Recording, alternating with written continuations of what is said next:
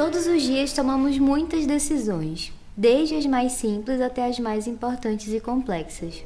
Muitos fatores atrapalham e ajudam nessa tarefa de decidir. Qual roupa devo usar hoje? Volto a pé para casa ou espero o ônibus? Qual sapato eu devo comprar? O que eu vou fazer nas férias? Vou nessa festa ou estudo para a prova? No Tinder, deslizo para a direita ou para a esquerda? Continuo namorando ou devo terminar?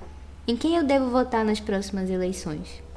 Yes Science! Está começando mais um episódio do podcast sobre psicologia científica da Universidade Federal de Uberlândia.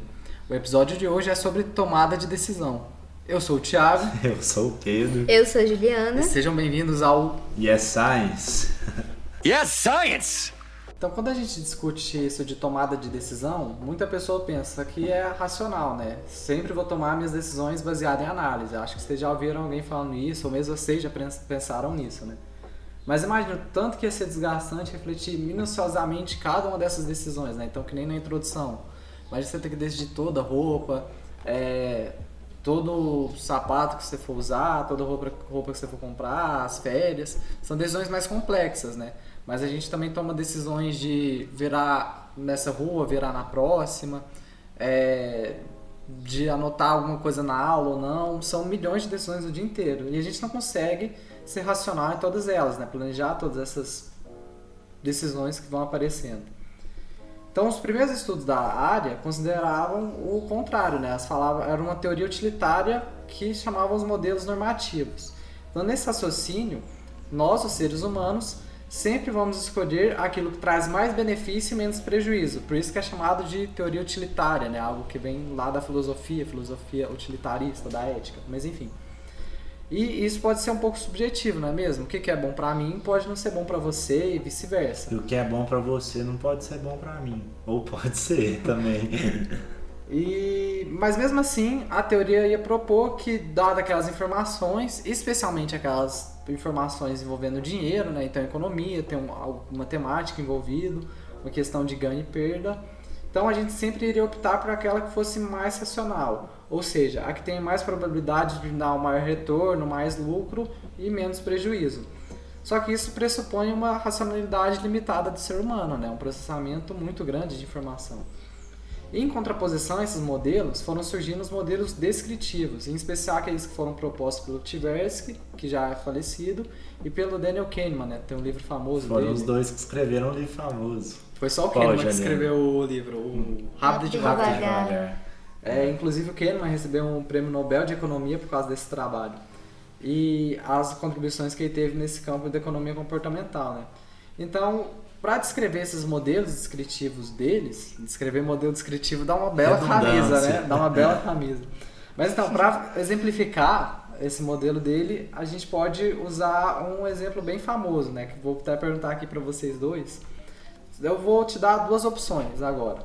Você prefere ganhar R$30 com toda certeza, já vou te dar os R$30, ou você prefere jogar no cara ou coroa, que se você perder, você errar cara ou coroa, você ganha só 10, e se você acertar, você ganha R$50. Eu prefiro a segunda opção, porque de qualquer jeito eu vou sair ganhando algum valor.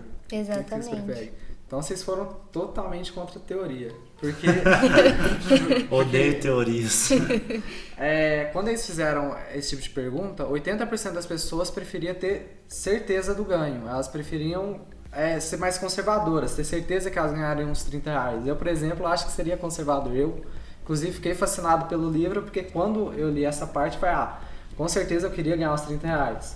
Mas numa situação inversa, ou seja, a pessoa preferir perder R$30 com toda certeza, ou jogar no cara ou coroa, se ela vai perder R$50, ou perder apenas 10, eu também preferia jogar no cara ou coroa, né? Prefiro uma situação de risco quando envolve perdas. Não prefiro ter a certeza de perder R$30. Então, embora a situação seja a mesma, o que a gente esperaria é ver o mesmo padrão, né? Então, se 80% das pessoas preferiam a certeza no ganho, então é esperado que 80% também prefira essa certeza na perda, né? Mas os resultados meio que se invertem. Então, o que eles demonstraram nesses modelos descritivos é que as pessoas procuram o risco quando elas envolvem situações de perca e elas preferem a certeza quando envolve situação de ganho. Um outro exemplo, né, que a gente pode falar é sobre, por exemplo, investimento em bolsa de valores. Então tem alguma ação que está gerando lucro, está me gerando um ganho já, eu estou doido para sair. Agora açaí tá, você viu? Não. Agora açaí tá em alta, ó. Eu nem vi, eu só li num site de notícias, mas é Então, por exemplo, alguém que não tem noção, não tem muita familiaridade com esses vieses, quando já investiu nessa ação do açaí e está ganhando dinheiro, ela já prefere ter certeza que saiu com algum ganho. Enquanto se essa ação do açaí estivesse em decadência, estivesse desvalorizando, a pessoa ia falar, deixa rolar, vai que em algum momento melhora. Então ela ia preferir ter algum risco nesse sentido. Só que essa teoria, embora ela tenha seu valor, né, tanto que rendeu um prêmio Nobel para o Kahneman, ela não é tão consistente quando essa probabilidade não é explícita, né? Que nem eu falei, cara, coroa, 50% de chance. E qual é outra situação que tem, além de fornecer a probabilidade explicitamente? Né? Algo por feedback ao participante. Então, alguns resultados até se invertem. Então, no cassino, por exemplo, a probabilidade não está explícita, né? Ah, você tem 3% de chance de ganhar nessa situação, você vai ganhar tanto dinheiro. Ela funciona mais por feedback, né? Se a gente pensar naquela roleta, não sei como que chama, que você puxa o gancho e vai sair nos numerozinhos, você sai 3-7, você fica milionário. Ah, entendi. Essa aí, caça-níquel. Caça-níquel, né? Máquina caça-níquel. Ela funciona por feedback, né? Alguns momentos você vai ganhar um pouco, outros você vai ganhar um pouco mais, e é uma probabilidade que não está explícita.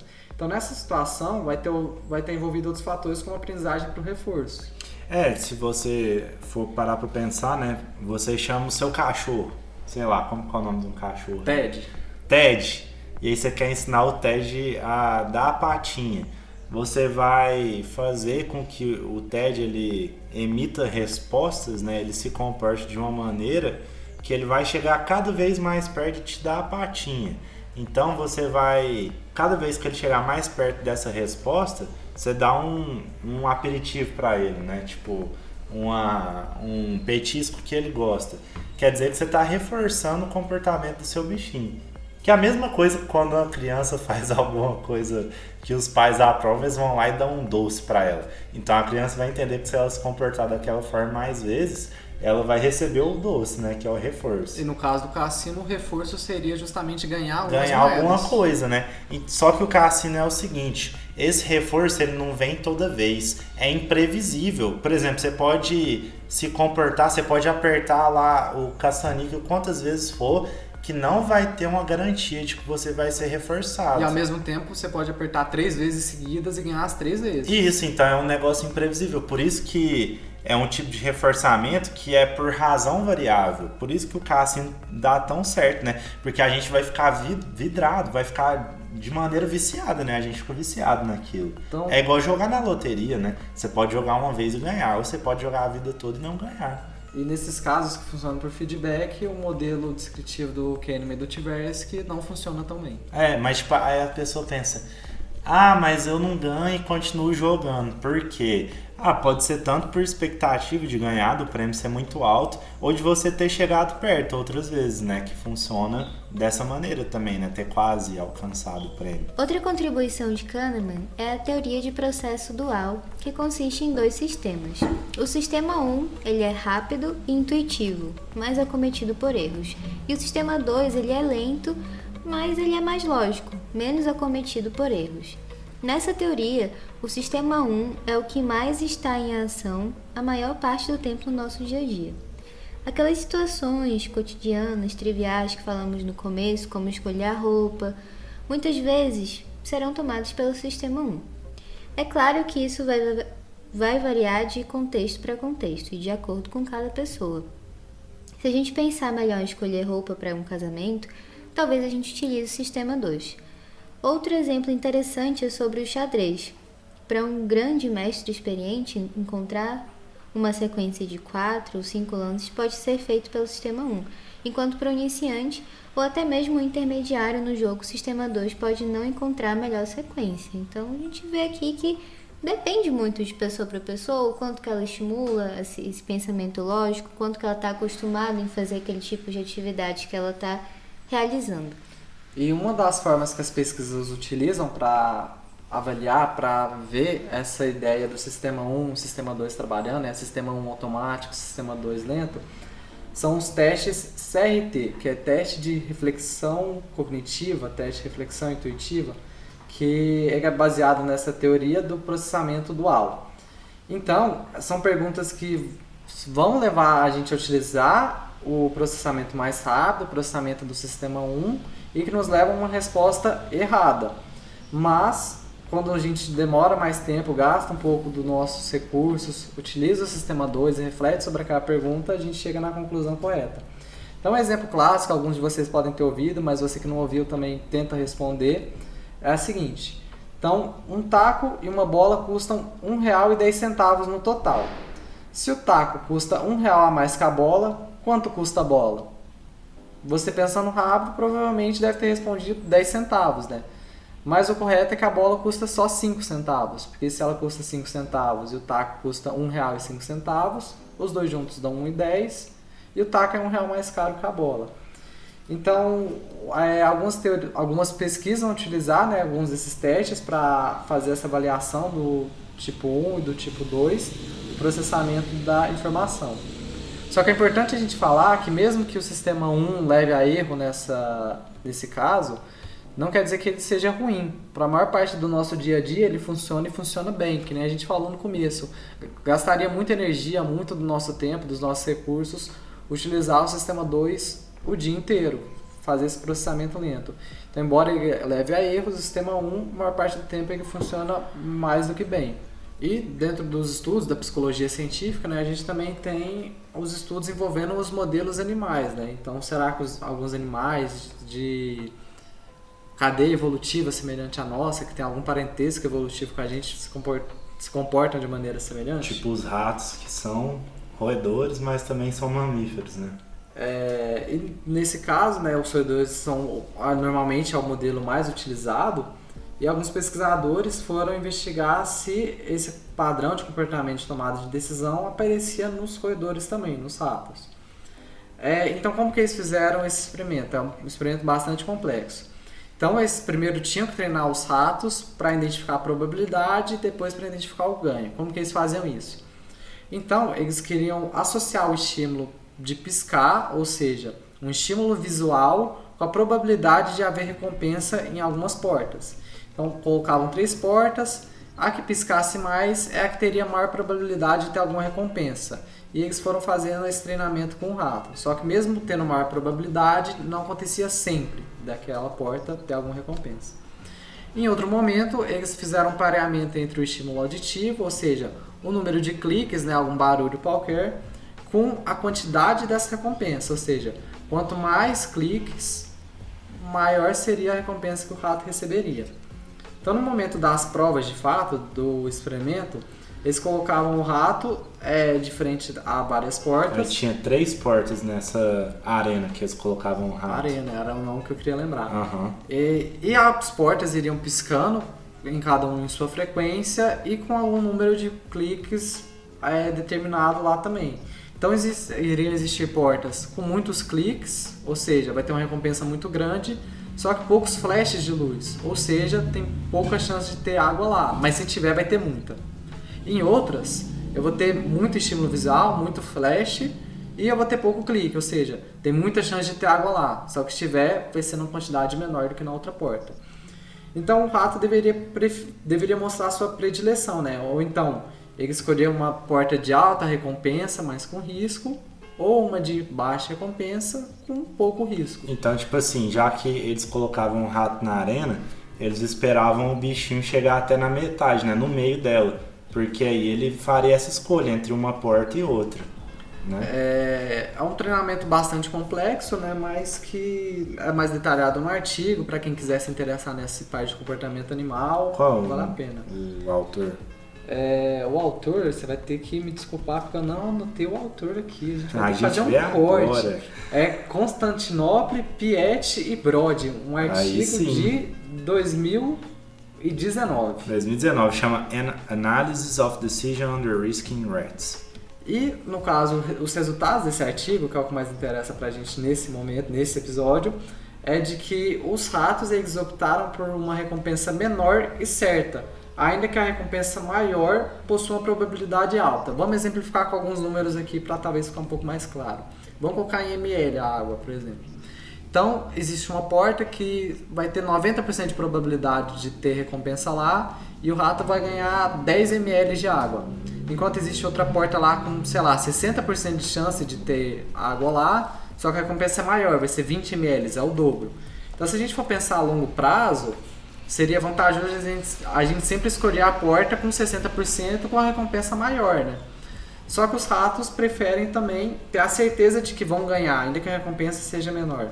E quando eles colocavam em gráficos comparados com o comportamento humano, nessa teoria da expectativa ou prospective theory, eles viam que os gráficos eram bem semelhantes. Ou seja, o comportamento do rato para tomada de decisão e risco é bem semelhante ao do ser humano. Então é o contrário do que eu e a Juliana a gente respondeu no começo do episódio. Porque qual que era mesmo a proposição? É que você vai ter certeza de ganhar R$30, ou seja, ter certeza de uma recompensa menor, ou você arriscar ter uma recompensa maior ou não. Porque tipo, a questão era a seguinte: se o Thiago jogasse a moeda e desse cara ou coroa, né? Esse é se você acertasse ou errasse. Se a gente acertasse, a gente ganharia R$50. Mas se a gente errasse, a gente ganharia 10.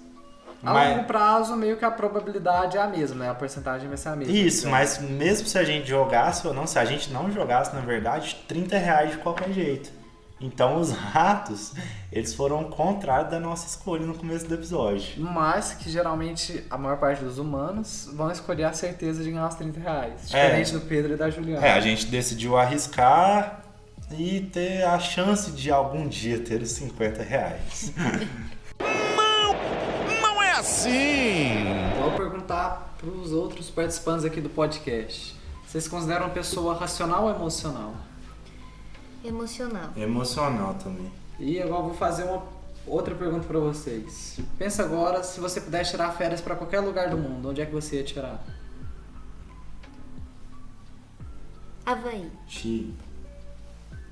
Vocês podem explicar por que vocês escolheram isso ou não? Porque eu já fui no Chile e eu queria voltar lá. Foi muito bom. Foi boa. E o Havaí? Porque eu nunca fui e eu quero um lugar bem longe de tudo e que tenha praia. E quando a gente faz esse tipo de pergunta, né, vão gerar muitas emoções. O exemplo do Pedro, interessante, que foi até naturalmente que saiu aqui, vão aparecendo marcadores somáticos, né? Então, por exemplo, o Pedro, por se sentir feliz, talvez tenha se lembrado de algum momento lá, alguma lembrança que tenha ativado emoções positivas nele. E esse é o campo de estudo do pesquisador Antônio Damasio, que principalmente ele estudou com pacientes com lesões cerebrais, não falei errado, cerebrais, justamente em áreas associadas com afetos. Então são os que ele chama de marcadores somáticos. Então, esses pacientes possuíam lesões na região pré-frontal, estão se tornando insensíveis a esses marcadores. Então são pessoas que têm a memória funcionando da mesma forma, mas não têm a carga afetiva dessa memória. Então, se o Pedro tivesse uma lesão nessa área, ele iria se lembrar da viagem no Chile, ia dar conta de relatar sobre ela, mas não ia ter nada afetivo relacionado a isso. Ele observou que sem emoção se torna praticamente impossível tomar decisão. Então tem um vídeo que a gente vai inclusive deixar nas redes sociais que ele comenta de que alguns pacientes, quando ele perguntava para ele se ele prefere a próxima consulta na terça ou na quarta-feira, e para o paciente aquela decisão não era tanto faz, né? A gente escolhe rapidamente, pode ser na terça, então pode ser na quarta, a gente não reflete muito sobre isso. Esses pacientes ficavam refletindo por 30, 40 minutos, ou seja, sem um marcador somático, sem algum valor afetivo, sem algo afetivo, eles não eram capazes de tomar a decisão. Tipo, eles tinham as lesões no córtex pré-frontal, as lesões cerebrais. Isso, que está mais ligado com função executiva. Isso que a gente pode falar que é muito importante na questão do planejamento de atividades, né? E interessante como ele relata isso a partir também das emoções, né? Que foi algo que nesses pacientes não estava muito presente. E uma forma de investigar isso, né, de forma experimental, foi fazendo um teste que é uma tarefa de aposta, em que ele colocava 4 montes, né, o monte A, B, C e D, e a pessoa ia retirando essas cartas e cada um dava uma certa quantidade, aí relata em dólares, né, mas a gente pode pensar em pontos, né, ou qualquer que seja a forma.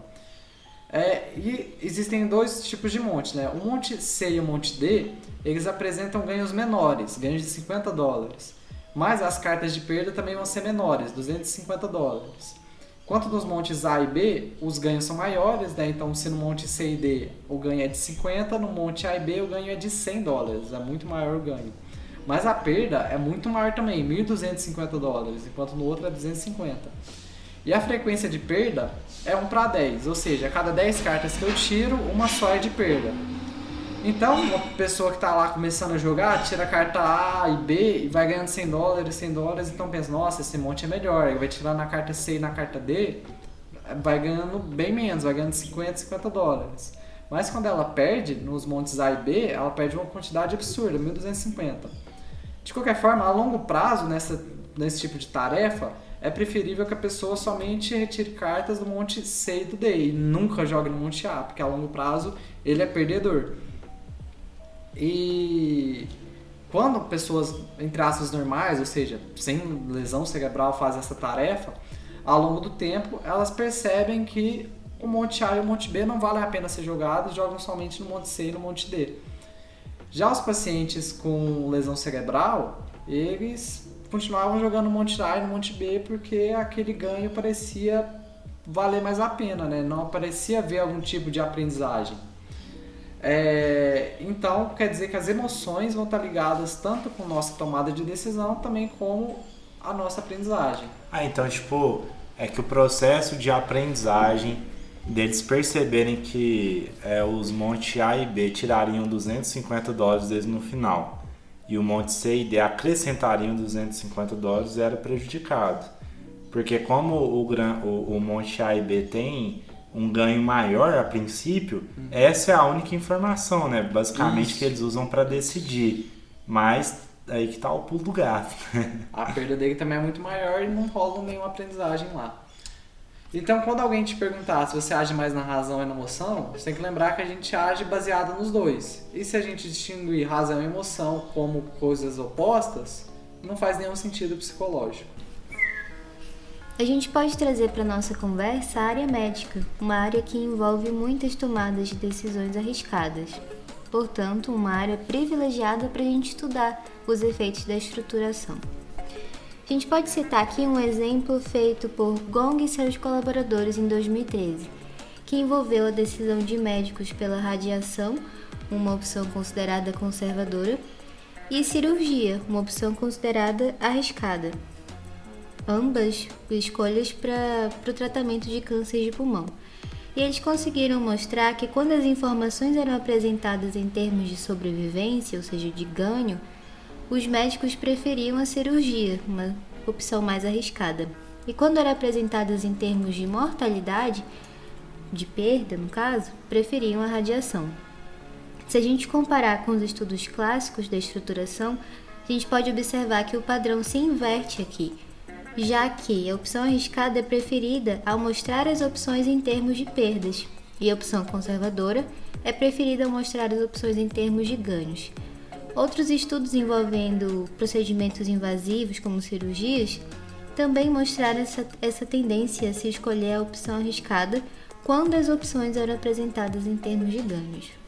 Então a gente pode dizer que, embora o modelo que eles criaram seja sólido, tenha a sua validade, principalmente nos contextos de probabilidade, contexto financeiro, ele não é generalizável, né? Vai depender de cada contexto, cada situação. Então, por exemplo, na área médica existem outros termos, outras análises que se fazem dessa avaliação de risco e ganho.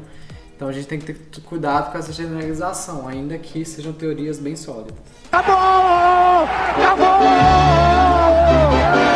Para a gente finalizar o nosso episódio, é preciso falar sobre as heurísticas, né?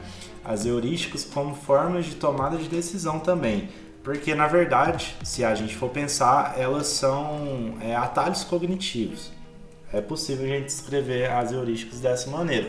E um exemplo é a heurística da disponibilidade. que você assiste, né, diariamente jornais, entra em sites, no Twitter, no Instagram, e muitas vezes tem informações, né, que são muito frequentes. Você abre e tem aquela informação várias vezes. Pode ser uma fake news, né? Por exemplo, uma fake news relacionada às eleições. Então, já que essa informação está muito disponível em várias coisas, né, que você tem acesso no dia a dia, você vai ter um atalho cognitivo e vai pensar que ela é verdade, né? Um outro exemplo dessa heurística da disponibilidade são acidentes de avião, né? Que quando acontece acidente, principalmente aqueles que são relatados o tempo todo na mídia, muitas vezes o número de pessoas que compram passagem diminui, o preço das passagens diminui para estimular essa venda, né? Porque aquela informação está muito nova, está muito disponível para você, então é possível que a gente utilize esse atalho para acreditar. Geralmente tem muito acidente de avião, então não vou andar, ainda que seja muito mais seguro do que andar de carro. É isso. Outro tipo de heurística que a gente também pode falar é a heurística do afeto, que é quando a gente toma justamente essas decisões baseadas em afetos que a gente tem relacionado a determinada decisão, né? Então, podendo ser afetos positivos ou negativos. A gente pode citar aqui o estudo feito em 2021 por Oliveira e seus colaboradores, que buscou fazer a relação entre as heurísticas e investimentos em criptomoedas, com a finalidade de entender a alta frequência de erros de julgamentos presentes na área de investimento. A gente sabe que as criptomoedas são moedas virtuais que não possuem regulamentação alguma nem vinculação estatal. E além disso, elas possuem um grande caráter oscilatório, ou seja, caracterizam investimentos de alto risco, entretanto, de alto retorno. Então a gente tem aqui situações em que sempre vai ter uma tomada de decisão com riscos. Então essa pesquisa ela foi desenvolvida de forma online, usando a metodologia de pesquisa descritiva, e para o levantamento de dados foi utilizado um questionário disponibilizado em plataformas de redes sociais e também em sites de leitores do site Livecoins. O questionário que eles utilizaram possuía duas partes. A primeira parte servia para levantar os dados pessoais dos voluntários e a segunda parte para identificar a presença dessas estratégias heurísticas na decisão sobre os investimentos em criptomoedas. No total, 182 participantes deram sua resposta de forma válida. Então, no que se deve à heurística de afeto, eles não conseguiram identificar como a heurística mais utilizada, porém apresentou resultados significativos. Identificou-se que 47% dos entrevistados recorrem a questões afetivas para tomar decisões. Esses participantes apontam preferência aos investimentos de alto retorno, desconsiderando os riscos de perda, ou seja, deixam sua afeição pelos investimentos arriscados guiarem suas percepções sobre os pontos positivos e negativos desse investimento. Assim, eles conseguiram observar que nesse estudo, na maioria das vezes, quando se acredita estar tomando uma decisão racional, na verdade os investidores estão sofrendo grande influência de processos heurísticos, que em parte justificaria algumas perdas financeiras. Então, para finalizar o episódio, né, vamos retomar um pouco. A gente discutiu alguns processos que estão relacionados com a tomada de decisão, né? Inicialmente aquela ideia de que nós seres humanos somos racionais, vamos tomar sempre a decisão correta. Isso meio que caiu por baixo pela teoria do Kahneman e do Tversky, né? Aquela questão das probabilidades, que são exemplos sólidos, mostram que nós temos aversão a... Nós não vamos correr riscos quando se envolve ganhos, mas temos a tendência a procurar esses riscos quando se envolve perdas. E esse sistema não aparece em todos os casos, né? Como foi o caso do cassino, como são as decisões médicas. Outra coisa engraçada da gente pensar é sobre o investimento energético que você faz para tomar decisão, né? Às vezes você está com preguiça e, na verdade, é uma teoria dentro do campo da psicologia cognitiva, que o ser humano ele seria uma espécie de avaro cognitivo, né? Que ele não tomaria grandes esforços para tomar uma decisão, né? Pensar quais que seriam os prós, os contras. E simplificando isso, seria mais a teoria do sistema 1, sistema 2 do processamento. Mas então são vários os vieses que a gente pode comentar, as heurísticas, os estudos em tomada de decisão, a questão da razão e da emoção. São vários estudos, tem muito mais conteúdo pra gente falar. Se você gostou desse episódio e quer mais sobre o tema, fale nas redes sociais que tem bastante coisa para falar.